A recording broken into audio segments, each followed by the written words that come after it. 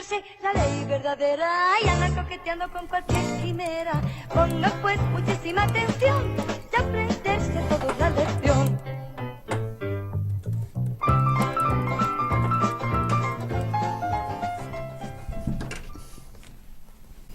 Pues comenzamos el estudio de Escuela de Biblia, el estudio de Escuela Sabática. Esta semana no vamos a poner la Escuela Sabática live porque tenemos el lujo y el privilegio de que el pastor esté con nosotros en este repaso y luego tiene que irse corriendo pues a predicar, así que no vamos a tener esa pequeña introducción, pero bueno, yo creo que compensa tener a Manuel aquí con nosotros. Voy a hacer yo mi pequeña introducción, si me vais a permitir, porque estamos hablando de controversias esta semana, las controversias que levantaba Jesús.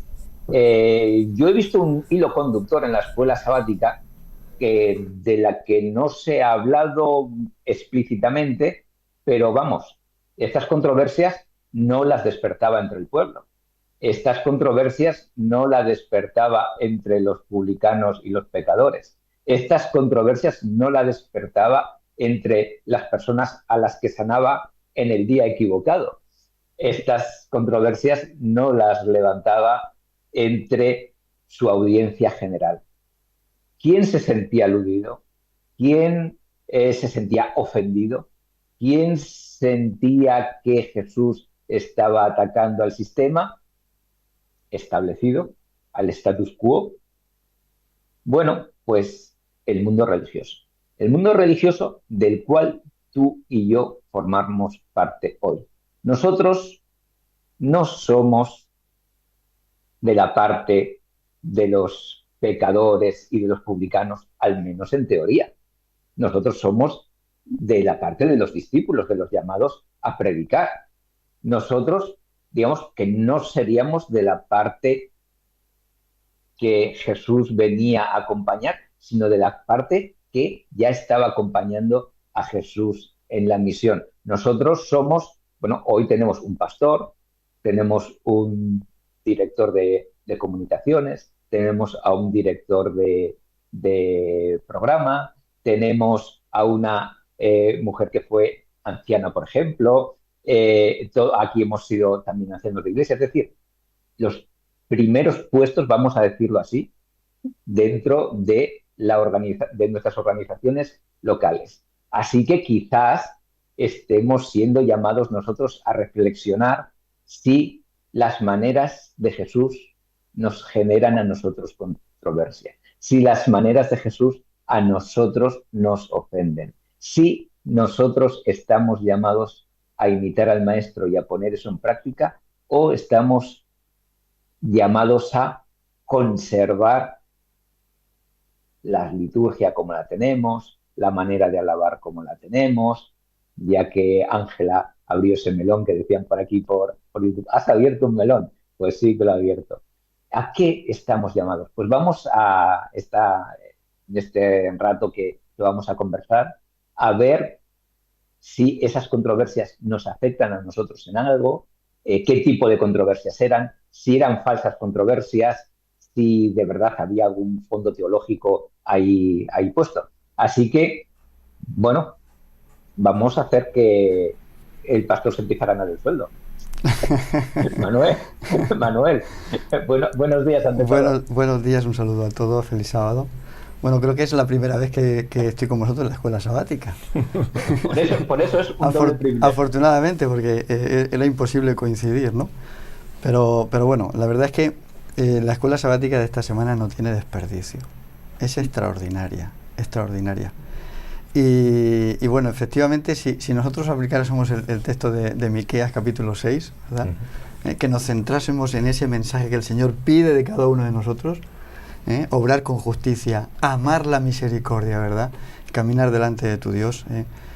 Yo creo que, bueno, pues a lo mejor seríamos menos fariseos, porque siempre podemos decir que todo cristiano tiene un pequeño fariseo dentro que quiere salir, ¿verdad? Tenemos un ego, un orgullo, y a veces tenemos que frenarlo, ¿no? Tenemos que, con la ayuda del Espíritu, frenarlo, ¿no? Y evidentemente Jesús pues lidiaba con con este grupo religioso, al igual que también lidia con nosotros. Sí, sí. ¿Cómo os acercáis vosotros a esta lección en general, sin entrar ya en los casos particulares que nos presenta la lección, que iremos desgranando poco a poco? Juanfra. Pues estamos viendo Marcos capítulo 2, el libro de Marcos capítulo 2 y capítulo 3 fundamentalmente, y yo es que alucino con Marcos, porque yo no sé si es que él tiene prisa en que yo me entere de quién es Jesús. Y entonces decía, mira, Juanfran, si te lo puedo condensar, pero es que más, mira lo que hizo, mira qué puede hacer en tu vida. Entonces yo veo, empiezo leyendo y ya empieza leyendo Marcos, que para disipando dudas. No es como una novela de misterio, ¿no? O no es como un relato que te lo van con gotas a gotas, te lo va dejando así y tú no sabes quién será el asesino, el mayordomo o no. Aquí Marcos, aparte de que no tienen, dice, mira, te voy a contar la realidad de lo que mi experiencia de vida y lo que Jesús puede hacer en la tuya y lo que hizo en estas vidas. Y entonces yo me quedo con la boca abierta, me da mucha envidia no haber estado allí en esos momentos. Es lo primero que yo saco de Marcos 2 y Marcos 3, porque tiene que ser alucinante estar al lado de Jesús. Esther, ¿cómo te acercas tú a la lección de esta escuela sabática? Pues mira, un par de ideas a priori. Me sigue avergonzando como cristiana del siglo XXI que sigamos convirtiendo en controversia auténticas chorradas o que sigamos convirtiendo en controversia asuntos que no tienen nada que ver ni con la salvación ni con la realidad bíblica, sino con efectivamente ideas culturales e ideas, pues muchas veces efectivamente formadas por la mano del hombre, que tienen muy poco que ver con la controversia de verdad, o sea, con el gran conflicto y con realmente lo que te puede llevar o no a la salvación. Me da mucha vergüenza, hemos aprendido muy poco, entonces es muy interesante acercarnos a esto para recordar y para descubrir que efectivamente, coincido pastor, pues efectivamente tenemos ese pequeño lado fariseo muchas veces en el que efectivamente pues fluye lo humano, ¿de acuerdo? Y lo que a mí me parece, lo que a mí me gusta, lo que yo prefiero y a mí lo que me parece mal. Bueno, somos parecidos, tristemente, probablemente, de forma global, a la gente de aquella época. Y luego otra cosa, que es la que a mí de alguna forma también me interpela, ¿no? Y es ese Jesús, el Jesús de las distancias cortas. Lo estoy diciendo muchas veces en la lección de este trimestre, pero a mí me fascina ese Jesús. Creo que todavía hemos dedicado poco tiempo a reflexionar sobre el Jesús que se va a cenar con aquella gente, sobre el Jesús del que decían, mira con quién anda con quiénes anda. Ese Jesús que tocaba al leproso, ese Jesús que se sentaba con el pecador y pecadora, ese Jesús que reivindicaba en público a la pobre prostituta, ese Jesús que estaba al lado de los outcasts de la época, que es el que me lleva a mi reflexión general, ¿no? También con respecto a esto. También lo preguntaba la lección de la semana pasada, ¿quiénes son los leprosos de esta época? Y esta semana nos pregunta, ¿no? ¿Quiénes son los publicanos de esta época? Pues esa pregunta me la tengo que poder responder yo como cristiana hoy, porque si no me la respondo, no he aprendido nada de lo que Jesús me enseña en Marcos. Bueno, pues el hilo conductor de la lección de esta semana son hechos, actos que protagoniza Jesús y que escandalizan a gente. Y si queréis, vamos a empezar a entrar en materia con el primer acto que nos muestra la escuela sabática, que es la curación de un paralítico. Bueno, grosso modo, a grandes rasgos, es la historia del paralítico al que descuelgan por el tejado. Y a Jesús no se le ocurre otra cosa que tener a un paralítico delante y en vez de ir ya al grano, que es curar al paralítico, lo primero que hace es perdonarle sus pecados. Lo decía Juanfran. Marcos va directamente al meollo del asunto. Marcos quiere que sepamos desde el principio que Jesús no es un profeta, que Jesús no es un hombre bueno, que Jesús no es un predicador al uso, sino que Jesús es el Hijo de Dios. ¿Y quién tiene potestad para perdonar pecados sino Dios? Y ahí tenemos el primer conflicto. Madre mía, pero ¿quién es este? ¿Quién se ha creído? ¡Qué blasfemo! Y no lo dicen sino que lo piensan. Me gusta el matiz, me gusta que el evangelista haya puesto este detalle en el relato. ¿Cuántas veces nos pasa a nosotros que por nuestra buena educación, quizás por, bueno, algún tipo de fórmula social, el diálogo lo llevemos por dentro y no lo explicitemos, pero lo llevamos por dentro? Y Jesús, lo que nos muestra este relato es que escucha lo que decimos en nuestra cabeza, que nuestros pensamientos no le son ocultos. Y Jesús saca esos pensamientos a la palestra y, bueno, con esta técnica que nos dice el autor de menos a más, de, bueno, ¿qué es más difícil? ¿Decir que tus pecados son perdonados o decir levántate ya? No sé, a mí me parece que está todo tan bien explicado, como decía Juanfran, muy condensado, pero que vemos a las claras dónde quiere ir a llegar el autor, que es a poner sobre el tapete que Jesús es el Hijo de Dios, que Jesús tiene el poder no solamente para perdonar pecados, sino para leer las mentes y también para cambiar la naturaleza enferma de una persona a una naturaleza totalmente restaurada, que al final es a lo que aspiramos todos. ¿O no aspiramos todos a ser curados por Dios, curados por Jesús, a ser transformados? ¿Acaso no somos paralíticos emocionales? ¿Acaso no somos paralíticos espirituales? ¿O ya estamos en la medida perfecta de nuestra fe? Pero, es una pregunta que hago. Es curioso, José, porque si hablamos de esta escena de Jesucristo sanando a este hombre que estaba paralítico, que lo llevan sus amigos, que lo llevan 4... Lo primero, qué envidia de amigos, ¿eh? ¿Quién puede decir que tiene unos amigos que son capaces de saltarse las normas porque lo que quieren es que las normas sociales y el que dirán y dice, mira, tú tienes que salir de esta. Y el no me destroces la casa, ¿no? Claro. Exacto. Si como estamos de acuerdo, estaba en casa de Pedro, parece ser que era en casa de Pedro, donde Jesús se alojaba en Capernaum cuando iba. Pues imagínate al pobre Pedro como diciendo, ¿qué me están haciendo? Ya de por sí, su casa llena y fuera llena también. O sea, es que no puedes ni asomarte cuando haces así, ¿no? Con las cabezas y dices, pero sí, callaos, ¿no? Que imagino que aquello sería muy llamativo. Y estos amigos llevando a aquel paralítico diciendo que sí, que me han dicho que cura, que te vienes con nosotros. Lo primero, no se le menciona nada, no habla nada en el relato lo que dijo este hombre. Curioso, ¿no? Y Marcos pone el acento en los amigos, que yo sigo pensando qué pedazo de amigos. Pero es lo que tú dices, José. Ellos van creyendo que tienen una necesidad, y la tenían, que es cuando vamos delante de Jesús, oye, necesito esto, me pasa esto, Señor, necesitaría que este conflicto, que esto que me está pasando, que esto que me angustia. Y Jesús la atiende, pero Jesús va unos cuantos metros más para atrás, más al fondo, porque Jesús no solo sana físicamente, sino que lo sana integralmente, es decir, lo sana espiritual, social a este hombre, lo restaura, porque Jesús mira donde no somos nosotros capaces de mirar y sabe que hay algo más. Que yo voy muchas veces a Jesús de rodillas y le digo, Señor, necesitaría que esto se solucionara, o yo creo que mi problema es este.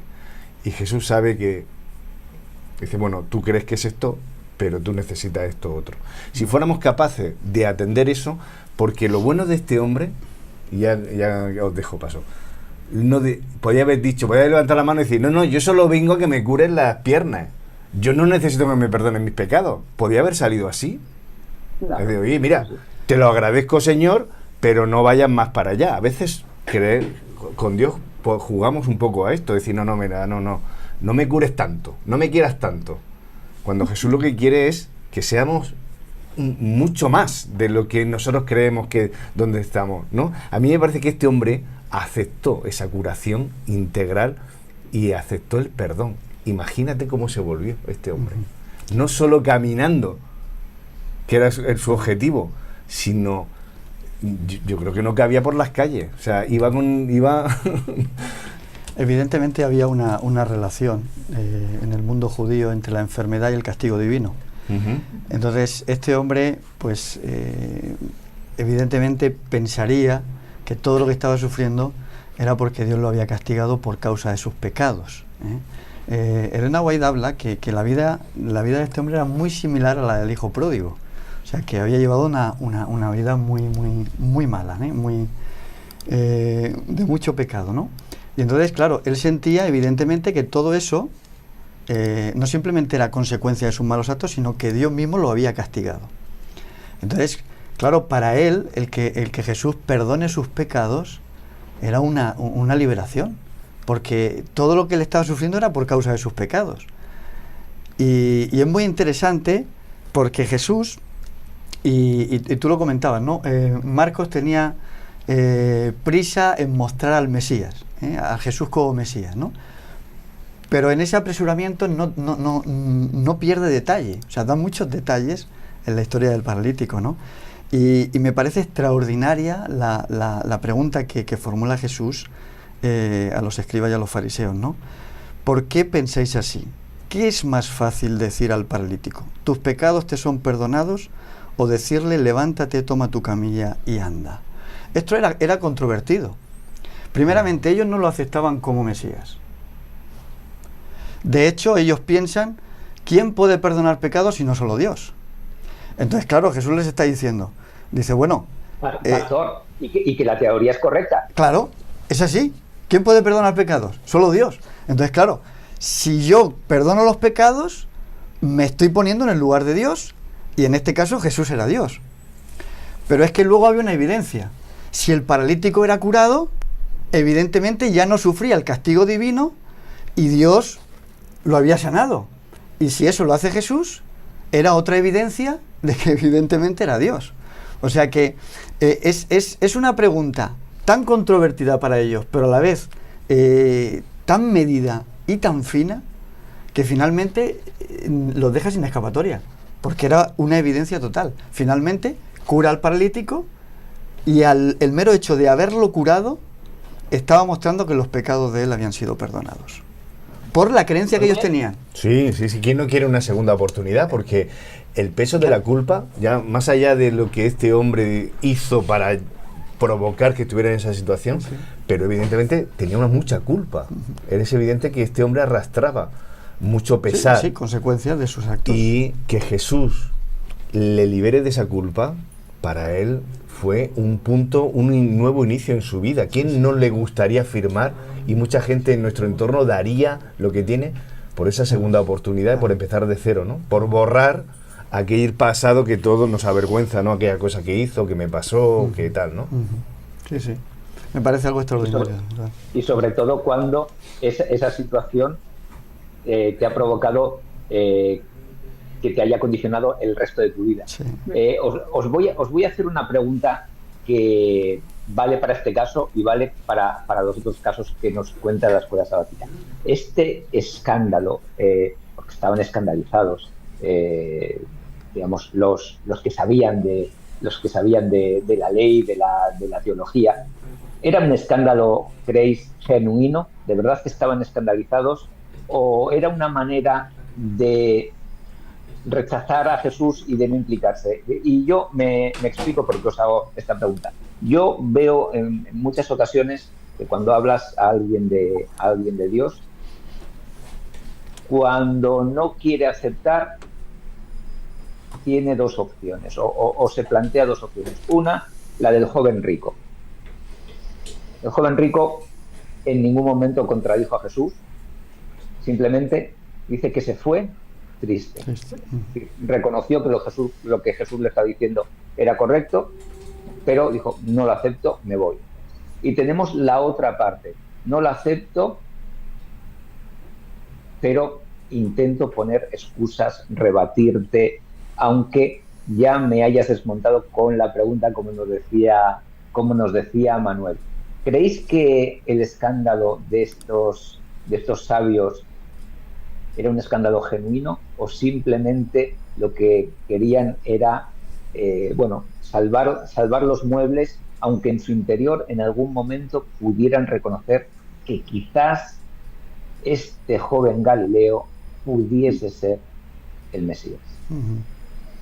Bueno, evidentemente Jesús despertó esa inquietud en muchos, Nicodemo era uno de ellos, ¿no? En fin, no conocemos el corazón de todas aquellas personas, de fariseos y escribas. Supongo que muchos tendrían preguntas. Evidentemente, cambiar ciertas estructuras mentales, pensamientos, es muy difícil y muy complicado. Esto incluso los psicólogos hablan de ello. De hecho, sabéis que es muy difícil que una persona cambie de religión, de partido político, ¿verdad? O de equipo de fútbol. O sea, hay cosas que están muy arraigadas en la mente del ser humano, que incluso cuando vemos que hay errores en nuestras creencias, tratamos de justificarlas de alguna manera, ¿no? Y yo pienso que a nosotros nos puede pasar, como iglesia, como creyentes, y creo que a los fariseos también les pasaba, ¿no? Y yo recuerdo un pasaje, me parece que era de este historiador, de Josefo, donde él dice que cuando los Antíoco Epífanes, ¿verdad?, dice que trata de tomar posesión de todo el culto religioso de los judíos, pone sus propios sacerdotes. Incluso se dice, ¿no?, tradicionalmente, que sacrificó animales impuros en el altar, y trataba de hacerles trabajar en sábado. Dice que por parte de los judíos, y en este caso de una secta que eran los fariseos, dice que hubo un celo tan grande por el tema del sábado, que finalmente la intención de ellos era conservar el sábado. Pero en esa buena intención, finalmente uno pues se va a los extremos y empieza a ponerle cargas al sábado y a decir lo que se puede hacer en sábado, lo que no se debe hacer en sábado, que también la escuela sabática habla un poquito de eso, ¿no? Pero evidentemente cambiar la estructura mental de una persona no es fácil. Por eso la conversión entendemos que es un milagro, y es un milagro que el Espíritu de Dios produce en la persona que finalmente abre su corazón, ¿no? Es un milagro, es el mayor milagro, más que la restauración física del paralítico o recobrar la vista a un ciego. La conversión de la persona es el milagro más extraordinario que puede realizar el Espíritu Santo en una persona. Porque ahí nos encontramos con algo que menciona también la lección, ¿no?, cuando habla de este caso, y es uno de los principales problemas que tenían aquellas personas, que era que habían perdido de vista el verdadero objetivo de la religión. Y menciona que una de las cosas que les ocurría tiene que ver con que habían perdido el sentido de justicia, de misericordia y también de humildad.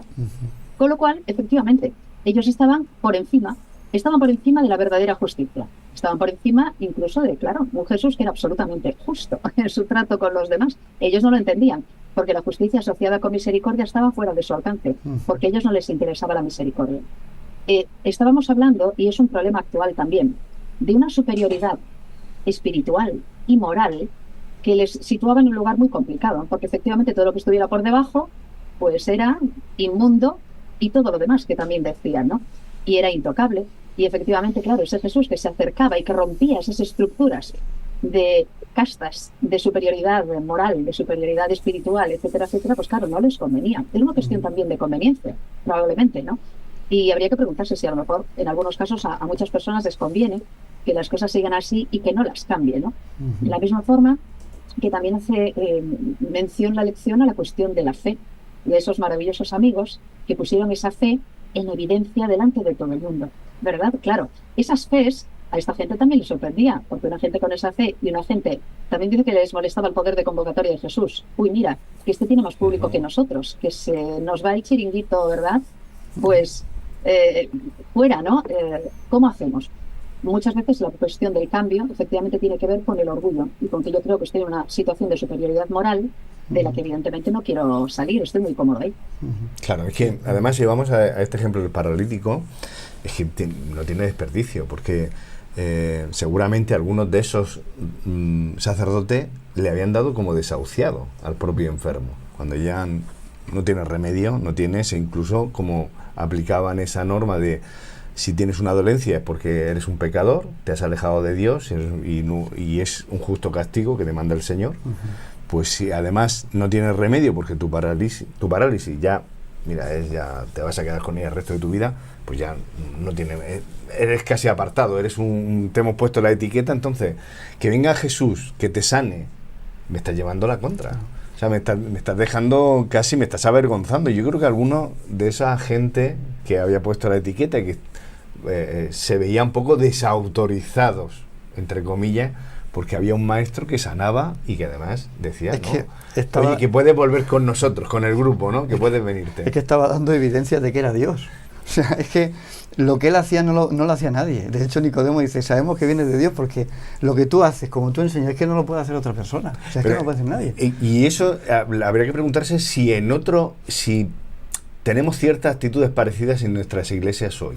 Es decir, si no a veces vamos poniendo la etiqueta o dejamos de hablar a tal persona porque pensamos que es un mal cristiano, porque no hace las cosas como a nosotros nos gusta, porque no ha cumplido tal o cual cosa del manual o tal, y entonces lo apartamos. Y más cuando, por ejemplo, en grupo decidimos echarlo de la iglesia. ¿Para qué? Porque este no se merece otra cosa más que se salga de aquí, ¿no? Sin pensar que en un momento dado hay algo por encima, que Dios puede restaurar cualquier corazón. Claro.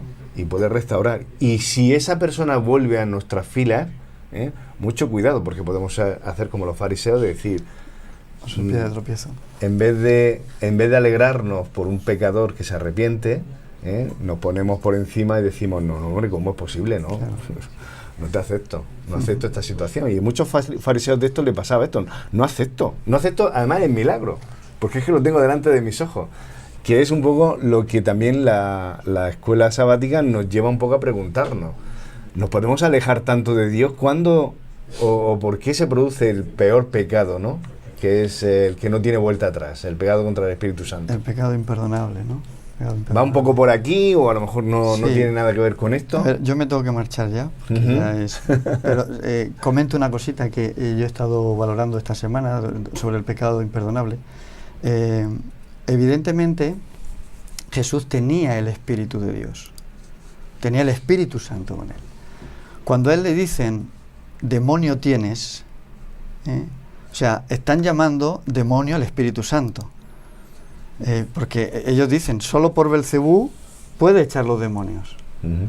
Entonces, claro, cuando uno rechaza de esa manera frontal al Espíritu de Dios, tratándolo como el espíritu del diablo, el espíritu de Satanás, esa persona es que no tiene solución. O sea, no se puede hacer nada. Si tú rechazas el Espíritu de Dios, pues evidentemente Jesús lo dice, ¿no? El que atenta contra el Espíritu Santo, a ese no le será perdonado su pecado. Porque es que es el Espíritu el que te convence de pecado, de justicia, de juicio. Si rechazas al Espíritu de Dios, ¿qué te queda? Te queda nada. Estás perdido. Así que estás vendido. vemos cómo Jesús interpela no solamente a pues, aquellos pecadores, sino a aquellos que se creían totalmente justos y sin ningún tipo de necesidad de médico. Y aquí tenemos que a Jesús, hablamos de la guitarra eléctrica y de la batería, y cómo a Jesús le gustaba el rock and roll. Porque el siguiente relato que nos marca la escuela sabática es el de ¿a quién llama? ¿A quién llama Jesús? ¿Por qué no llama a uno de estos prohombres? ¿Por qué no llama a alguno de estos sabios, a alguno de estos doctores en la ley? ¿No le podrían haber abierto más puertas? ¿No le podrían haber apoyado? Y va y se le ocurre llamar a un publicano. Tenemos que recordar que la figura del publicano, una figura integrada en la administración romana, los publicanos eran aquellos que tenían la concesión de cobrar los impuestos. Leví, podríamos decir que era un publicano de segunda mano. Era ¿cómo podríamos decir? Un subcontratado. El publicano principal era romano. Estas cosas se repartían entre las clases altas romanas, dependían de una magistratura romana, y luego, pues, se subcontrataban. El publicano principal se comprometía a entregar al imperio X cantidad de dinero. Y tenía que recaudarla, evidentemente, como era un negocio, tenía que recaudarla con su porcentaje. y a su vez sus subcontratados tenían que recaudar con el porcentaje del primer publicano más con su porcentaje también. Así que era una sangría. El pueblo no les podía ni ver por colaboracionistas y aparte porque sabían que se estaban lucrando. Tanto era el lucro que nos dice la Wikipedia, que consulté para ver este dato, que las fortunas medias de los senadores, los patricios, solían ser 3 millones de sestercios y que la fortuna de los publicanos bien colocados llegaba hasta los 100 millones de sestercios. O sea que la rapiña era considerable. Y Jesús no se le ocurre otra cosa que llamar a su lado a un traidor, a un colaboracionista y aparte a un extorsionador y ladrón. Así que, bueno, pues ¿para qué queréis más escándalo? Pues aquí lo tenéis. Jesús iba pisando callos directamente, iba molestando a la gente e iba diciendo un mensaje que a mí me alivia y que a mí me encanta. Todo el mundo vale, todo el mundo es susceptible de cambiar, todo el mundo es susceptible de ser tocado por mí y no solamente tocado por mí, sino que es susceptible de ponerse a trabajar conmigo y de ganar algo. Y este era Leví. No sé qué os parece a vosotros esta lección. Podía haber hecho Jesús una lección un poco más, no sé, diplomática, posiblemente sea la palabra, un poco más sutil. ¿Por qué ir molestando tan directamente a la gente? Hombre, ¿Es Jesús, una táctica? Jesús era el molesto, ¿no? A mí me parece mucho más molesto decir, estás perdido para siempre. Esta gente decía esas barbaridades a la gente. Estás desahuciado. Por culpa de tus padres y de tus abuelos, eres nada, ¿sabes? Y estás condenado a vivir una vida miserable el resto de tu vida. Y se permitían decir ese tipo de cosas y se permitían convertir aquella sociedad religiosa a veces en un mundo bastante invivible.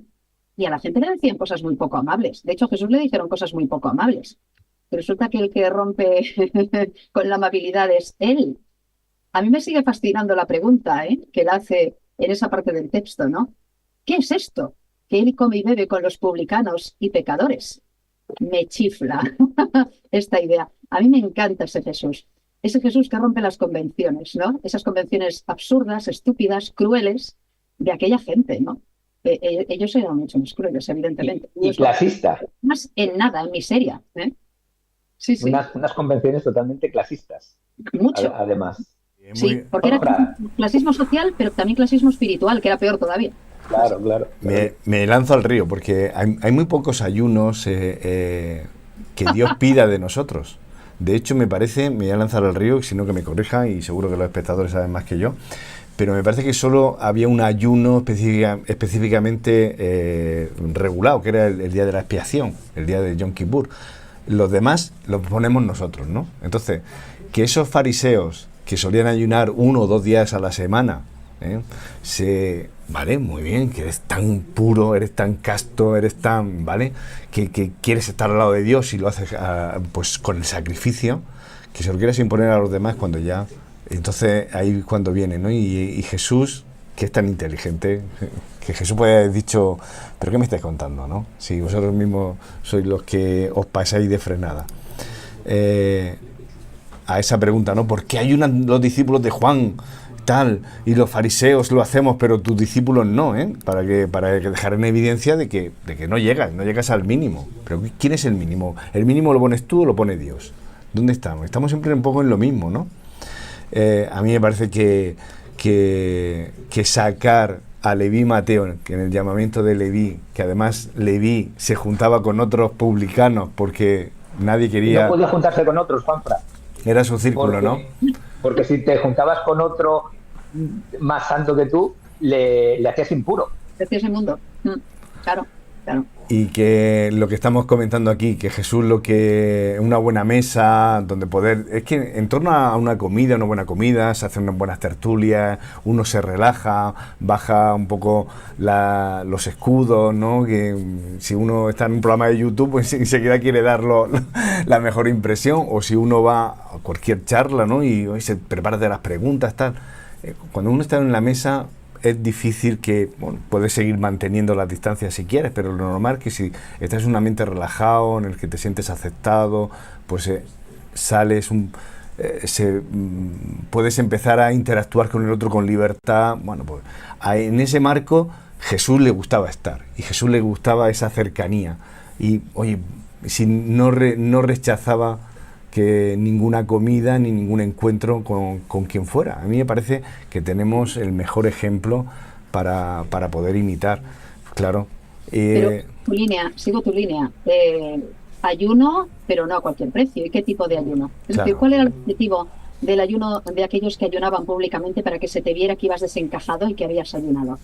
Para parecer más santo y más puro que los demás. El verdadero ayuno, creo recordar que también lo dice la Biblia, es aquel que no se ve. Es verdad, es aquel que es un ayuno personal, es un ayuno espiritual, es un ayuno incluso físico, si así lo deseas, pero que queda entre Dios y tú. Es decir, el verdadero ayuno no es postureo de ayuno, que es de lo que estaban hablando esta gente. No, el verdadero ayuno es otra cosa. ¿Tú qué sabes? ¿Quién eres tú para juzgar a la gente? ¿Quién eres tú para juzgar a la gente cuando tiene hambre y come? Pero ¿quién te has creído que eres? Tú no les estás dando de comer, ¿no? Y eran suficientemente crueles como para no entender la diferencia entre el ayuno y el pasar hambre, ¿sabes? Entonces, claro, ahí tenemos un problema gravísimo. Y ellos tenían un problema muy grave, que claro, una vez más Jesús tumba. No, el verdadero ayuno es otra cosa. Y yo cuando me reúno con la gente, no nos reunimos a ayunar, nos reunimos a compartir, nos reunimos a celebrar, nos reunimos a hablar de otras cosas. Y efectivamente en ese momento de cercanía conmigo, ellos están ayunando de lo malo, ¿verdad? Es decir, es una convención completamente distinta. Sí.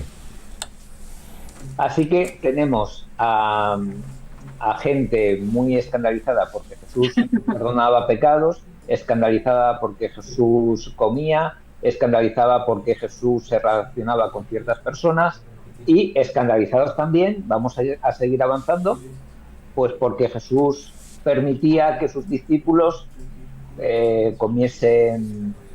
arrancasen espigas y comiesen. Es decir, que pues no cumpliese el sábado según ellos tenían entendido que se debía cumplir. ¿Cómo podemos ver este pasaje que muchos han utilizado como uno de los pasajes importantes para marcar la abolición del sábado? ¿Jesús está aboliendo el sábado aquí? ¿O qué está aboliendo? ¿Qué mensaje nos quiere dar? ¿Qué significa que Él es el Señor del sábado? Volvemos a lo mismo. ¿Cuál es el objetivo? ¿Y de qué estamos hablando? ¿Cuál era el objetivo de estas personas cuando se metieron con Jesús y con los discípulos haciendo esto? ¿Cuál era el verdadero motivo? ¿No?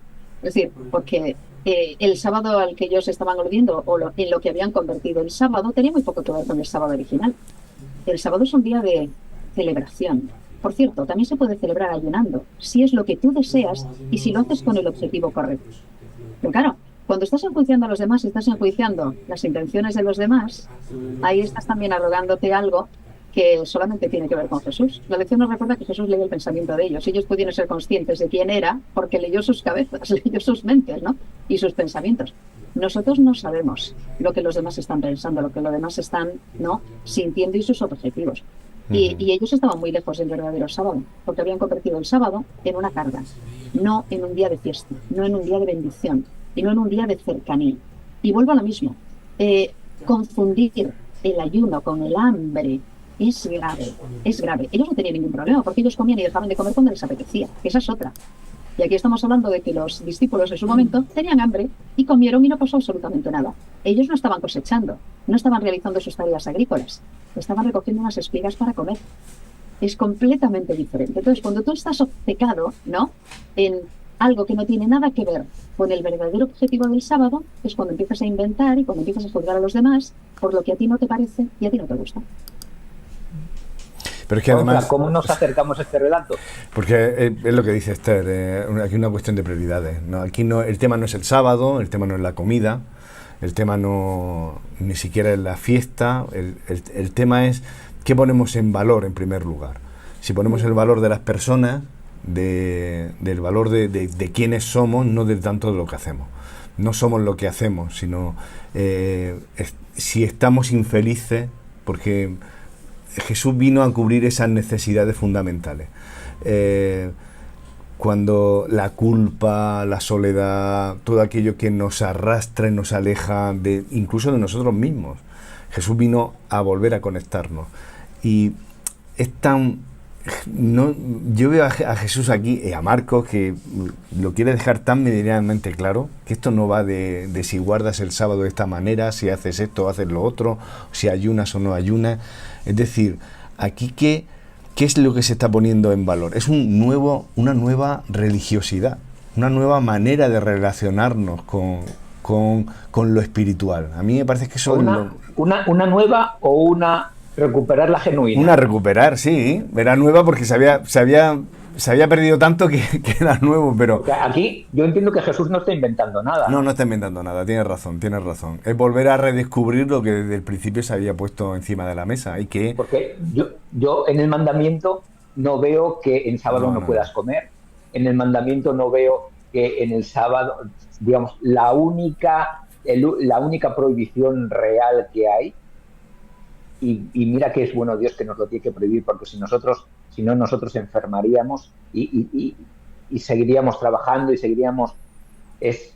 Párate, deja de trabajar, no trabajes, no hagas, pero no solamente tú, ni tu familia, ni tus empleados o tus siervos, ni siquiera tus animales. Descansad, os tengo que obligar a que paréis por vuestro bien. Descansad y disfrutad de lo que he hecho. Entonces, cuando vamos en compañía de Jesús, escuchándole, y estamos en el campo, y cogemos unas espigas, estamos en un momento de descanso. Estamos en un momento... ¿Os imagináis estar con un grupo de amigos en un huerto, charlando, haciendo la escuela sabática, y tener unos frutos y alcanzar la mano y comer? En alguna mente piensa que eso es trabajar, que eso es cosechar, que eso es el trabajo del agricultor del día a día. Pues para estos fariseos sí lo era. Claro. Pero, y Marcos no para de decir, y mete la cuña para que se nos quede claro. Él está escrito, los sanos no tienen necesidad de médico, solo los enfermos. No he venido a llamar a justos sino a pecadores. Jesús ve nuestra necesidad. Y igual que a ese paralítico del que comentábamos hace unos minutos, nos libera. ¿De qué nos tiene que liberar? Que sería a lo mejor otra pregunta. Y luego el tema del ayuno, de la fiesta. ¿Estamos con Jesús? ¿Tú crees que es momento para estar tristes, para estar cabizbajos? No se puede hacer un duelo en una boda. No se podía hacer un duelo. No se podía, ni siquiera ciertos trabajos pesados se podían llevar a cabo si uno estaba en ese periodo hebreo de las bodas, donde duraban 7 días y se hacía, bueno, más que las bodas gitanas, ¿no? Y había ciertas cosas, oye, que estamos en esto. O sea, es una cuestión de foco. Es una cuestión de... nos orientamos en esto, o sea, que estamos de celebración, es que no cabe ahora que venga. Que ya llegará el momento del horno también, ¿no? Claro, sí, también, Jesús quiere también, oye, es momento de contrición, es momento de reflexión, es momento de, claro, no va a ser todo, por eso hay momentos y Jesús está diciendo, pero ¿de qué me estáis contando? ¿Queréis privar de alegría cuando es momento de alegría?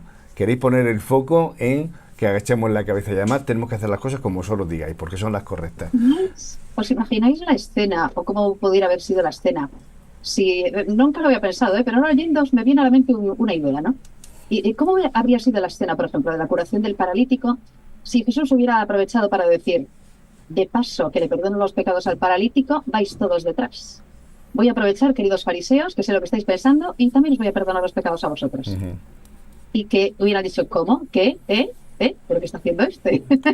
¿No? Algunos no lo habrían aceptado, seguro. Ahí voy. Y cuando llamó a Leví le dijo, déjalo todo y conviértete en una persona nueva.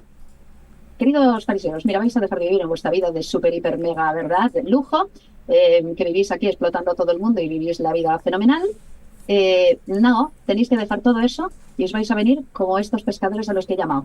Y además venís con ellos, y venimos, nos vamos todos y me seguís. ¿Qué os parece? ¿Cuál habría sido efectivamente la respuesta? ¿Ellos estaban seguros de que dirían que sí, reconociéndole como Mesías? Ajá, pues sería interesante haber nos visto pasa, eso. Esther, nos pasa hoy día y tenemos la misma actitud que tenían entonces, salvando el momento y tal, pero cuando se levantó este paralítico, dice Marcos, tomó su camilla, salió a la vista de todos, de manera que todos asombrados, todos se asombraban. Pero ¿qué hacemos con el asombro? Unos glorificaban a Dios, decían, Claro. y glorificaban a Dios diciendo, nunca hemos visto nada como esto. Esto yo lo quiero en mi vida. Este milagro que ha pasado en la vida de mi compañero, que se ha agarrado a Dios o de mi amigo o tal, yo también lo quiero para mí. O podemos hacer como los fariseos, que salen a la puerta de la casa y empiezan diciendo, este es un perdido, este lo que necesita es morir. ¿Cómo se atreve?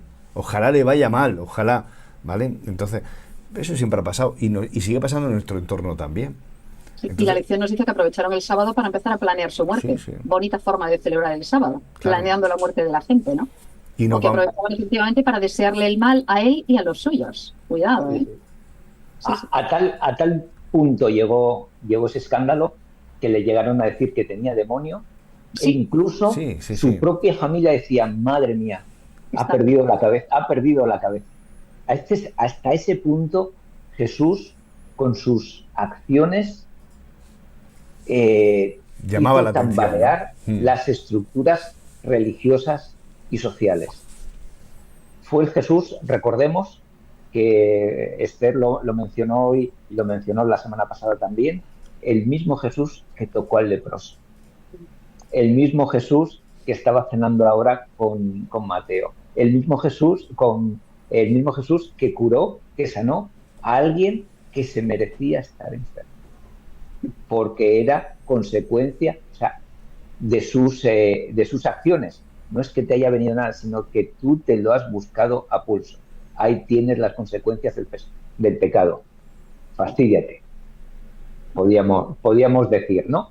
Ujú. Y es este Jesús el que hace todas esas cosas y unos le dicen, bueno, el poder que lo hace es el de, por el poder de Satanás, y otros, su propia familia, los que le dicen, ha perdido la cabeza. Hasta tal punto, no sé cómo veis vosotros una figura que sea incomprendida tanto por los de fuera como por los de dentro. ¿Hemos sufrido nosotros alguna vez ese tipo de incomprensión? Porque bueno, los de fuera puedes decir, pero ¿y los de dentro? No solamente los de tu sangre, y los de tu fe. Pero es que Sí, Jesús sí. en el que creemos efectivamente incluso estaba por encima de las convenciones familiares y de lo que se presuponía, ¿no? Debía ser una relación de familia. Es muy curioso que la lección haya un llamamiento. ¿No? Identifica la familia con otra cosa, ¿verdad? Efectivamente, la familia es otra cosa.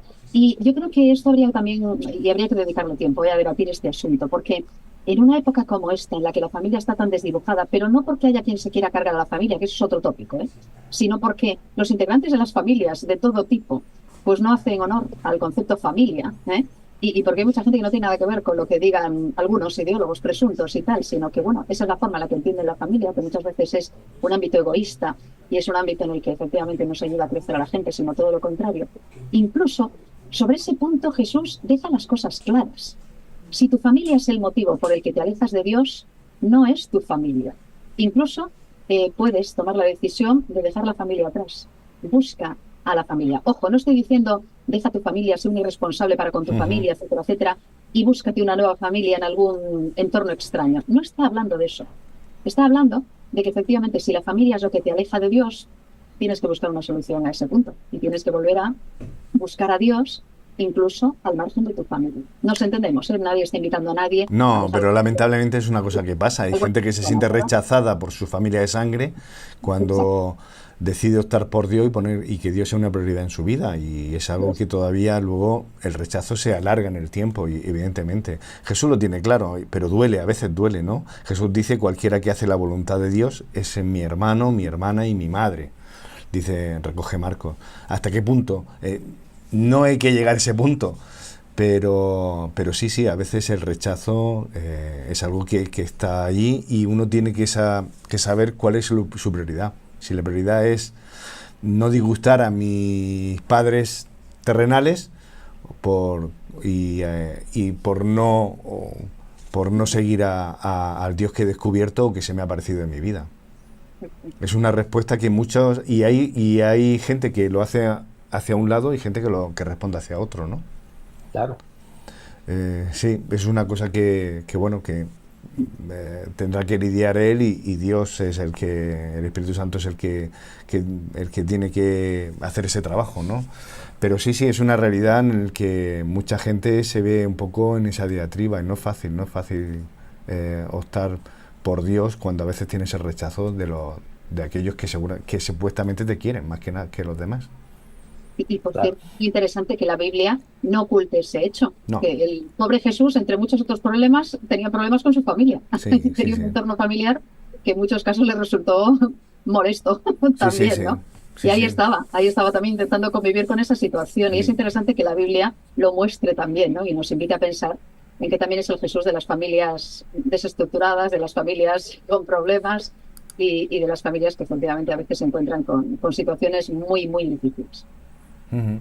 Me gusta que el evangelista haya recogido este relato con su familia porque vemos cómo Satanás se esfuerza en atacarnos y me vais a permitir que personalicemos, porque al final, si estas historias no las podemos extraer para nuestra vida, cómo Satanás nos ataca desde cualquier flanco.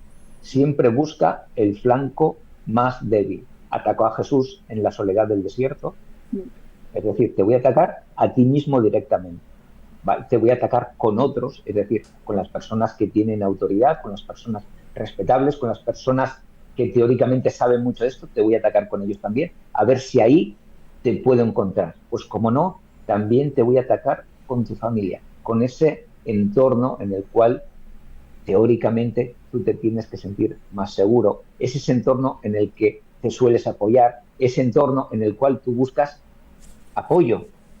Claro. Y vemos cómo Jesús busca cuál es tu punto débil para intentar pues torpedearte, para intentar que no tengas esa relación con Dios. Muchas veces tenemos toda nuestra vida en orden, toda nuestra vida bien, pero siempre hay un resquicio, siempre hay ese eslaboncito que es más débil y ahí es donde va Satanás. Por eso el ejemplo de Jesús yo creo que es totalmente extrapolable a nuestra vida y es mi relación con Dios es un tema personal e intransferible, le pese a quien le pese. Y esa relación con Dios no tiene que estar basada en tradición, esa relación con Dios no tiene que estar basada en lo que me hayan explicado mis padres, esa relación con Dios ni siquiera tiene que estar basada en lo que yo creo que pienso, en lo que tengo razón, sino que tiene que estar basada en la verdad. ¿Y quién es la verdad? Cristo a sí mismo se define como que Él es el camino, la verdad y la vida. Y fuera de Él no hay salvación. Por lo tanto, ¿estamos sinceramente siguiendo a Jesús? ¿O estoy siguiendo lo que me dice la sociedad porque es más cómodo? ¿O estoy siguiendo lo que me dice mi familia porque es más cómodo? ¿O estoy siguiendo lo que me apetece seguir porque a mí me es más cómodo? Pero es lo que me está diciendo Jesús que es.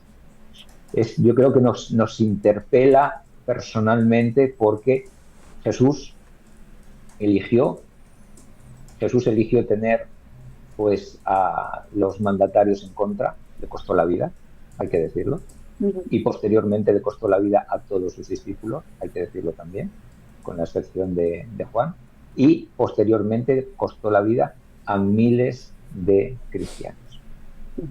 Y son elecciones que no tenemos que romantizar, son elecciones que cuestan, son elecciones que van dejando pluma, que van dejando pelo, son elecciones que van haciendo mella, pero por un lado pierdes, pero por el otro ganas en paz interior, ganas, bueno, en el fruto del Espíritu. Y lo que tenemos que valorar es qué es lo que quiero yo para mi vida. Quiero que esté Jesús presente, quiero que Jesús esté sentado en mi mesa. ¿Queréis, chicos, que Jesús esté sentado en vuestra mesa? ¿Habéis tenido, y me vais a permitir, habéis tenido que hacer renuncias personales por que Jesús se siente en vuestra mesa? Pues sí, Claro. porque no todo el mundo entiende. efectivamente lo que crees, lo que piensas, y a veces, más que renuncias, sí, cada uno tenemos nuestro pequeño capítulo particular. Es verdad que en la interacción con otros seres humanos hay problemas, pero con aquellos que no son de tu criterio, pero también con gente que tiene el criterio religioso también. Estas problemáticas de las que estamos hablando y que nos está dibujando Marcos son tan actuales, por eso es tan interesante volver, ¿no?, a leer esto y, bueno, buscar las enseñanzas que tiene. Nos sigue siendo tan útil ese Jesús que se sentaba con todos y ese Jesús que reivindicaba pues tu verdadero corazón, ¿no? Aquel Jesús que leía las mentes, que sabía lo que necesitabas y te lo daba, ¿no? Y sigue siendo tan actual el reconocer, ¿no?, que si tienes la fe de aquellos amigos de aquel paralítico y te descuelgas por debajo, ¿no?, del tejado, puedes llegar a encontrar salvación para ti. Qué maravilla, qué maravilla. Sigue siendo muy actual y claro que hay que hacer renuncias y claro que hay que tener problemas y claro que te vas a encontrar. Algunos seguimos siendo los protestantes de la familia todavía hoy, ¿de acuerdo? Y eso ha pasado factura, ¿no?, en familias con otros criterios religiosos, ¿no? Y seguimos teniendo muchas veces, ¿verdad?, ese problema con la gente que no acepta también que tengas otro criterio, que tengas otra creencia. Pues ahí estamos. Y la pregunta es, ¿te sientes como aquellos fariseos superior espiritualmente? O a pesar de los problemas, ¿verdad?, puedes intentar que haya concordia y puedes intentar que todos nos sentemos a la mesa y podamos aprender algo.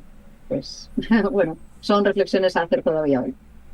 Juanfra, el último pensamiento queda para ti. En dos capítulos hay tantas joyas, hemos ido picoteando aquí en media hora y se nos quedan tantas cosas por comentar. Es que lo bueno ha sido el estudio semanal, Juanfra. Sí. Hemos disfrutado mucho esta semana, ¿verdad? Sí, pero en Marcos 3 hay otro pasaje, otra escena. Dice que entró Jesús en la sinagoga y iba los sábados Jesús a la sinagoga y vio un hombre con una mano seca, una mano, ¿vale?, que no se le había desarrollado, que los nervios y la circulación no tiene, y si normalmente esos brazos, esa parte del brazo se queda más pequeña que el otro, y le lanzó una pregunta: ¿es lícito en sábado hacer el bien o hacer el mal? Esto es muy curioso y no quería dejar pasar la ocasión de entre el bien y el mal. Es algo que no está de moda, que no pasa por su mejor momento hablar del bien, de lo bueno y de lo malo.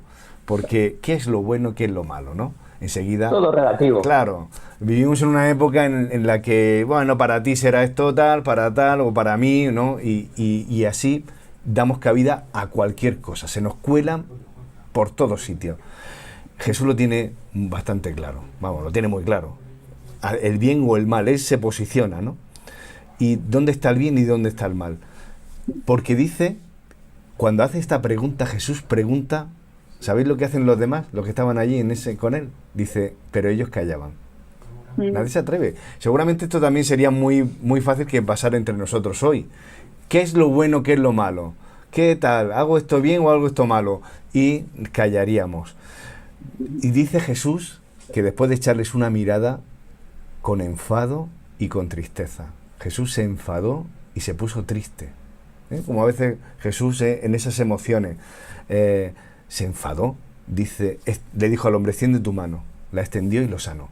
Ese Jesús, donde nos cuestiona las cosas, donde nos hace plantearnos las cosas, pero que no se queda diciendo, bueno, te mando deberes ya, si acaso en la próxima clase vemos la respuesta, o léete este manual, o suscríbete a este canal si quieres enterarte. Jesús actúa en tu vida, pero a veces lo entristecemos. A veces Jesús nos tiene que mirar con esa mirada diciendo: Juanfra, no te enteras. No te enteras. Extiende tu mano, Juanfra, ¿vale? Esperando que nos saque de ese silencio que muchas veces no sabemos si es porque otorgamos o porque no estamos de acuerdo con Dios. Me quedo con esta imagen. Estupendo. Pues ya pasamos a la capilla para escuchar el sermón, que luego comentaremos junto con el pastor.